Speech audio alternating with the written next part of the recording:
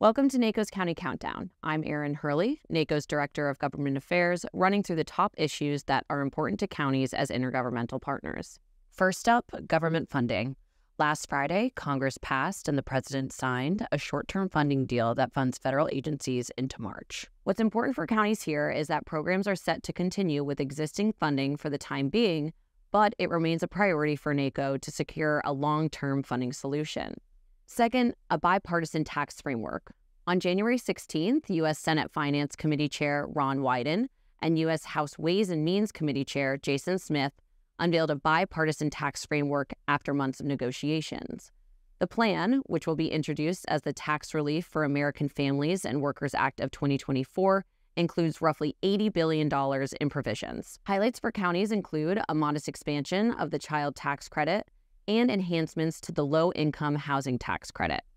The proposal does not offer counties relief from the $10,000 state and local tax deduction, also known as SALT cap. But we'll talk about that more in just a moment. Timing for both House and Senate consideration of the bill is unclear, and NACo staff will continue to advocate for the inclusion of key county priorities.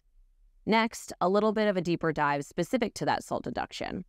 As I mentioned, the Tax Relief for American Families and Worker Act notably does not include relief from the $10,000 cap on the SALT deduction imposed by the Tax Cuts and Jobs Act of 2017.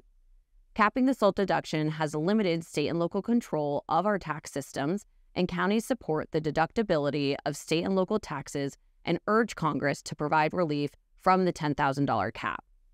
NACo and our partners at the National League of Cities sent congressional leaders a letter outlining our support for the SALT deduction and urging them to include SALT cap relief in any final tax agreement.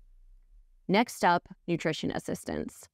As Congress negotiates government funding for 2024, the U.S. Department of Agriculture is warning of a critical $1 billion budget shortfall within the Special Supplemental Nutrition Program for Women, Infants, and Children, known as WIC. WIC serves 6.7 million pregnant and postpartum women, infants, and young children who are low income and deemed nutritionally at risk, offering healthy foods, nutrition education, breastfeeding counseling and support, and critical referrals to healthcare and other social services. Left unaddressed, this shortfall will mean states may need to create wait lists for new applicants and existing participants who are up for benefit renewals, and could have to turn away as many as 2 million vulnerable county residents from this important support. NACo urges Congress to fully fund the WIC program in 2024 to ensure no one loses access to this program. And finally, new transportation funding. On December 20th, the U.S. Department of Transportation announced $9.7 billion in funding for the Bridge Investment Program, also known as BIP, through 2026. The BIP is a competitive county-eligible grant program focused on rehabilitating existing bridges to reduce the number of bridges in fair or poor condition. Under BIP, counties can utilize this funding for constructing and planning bridges with applications open now.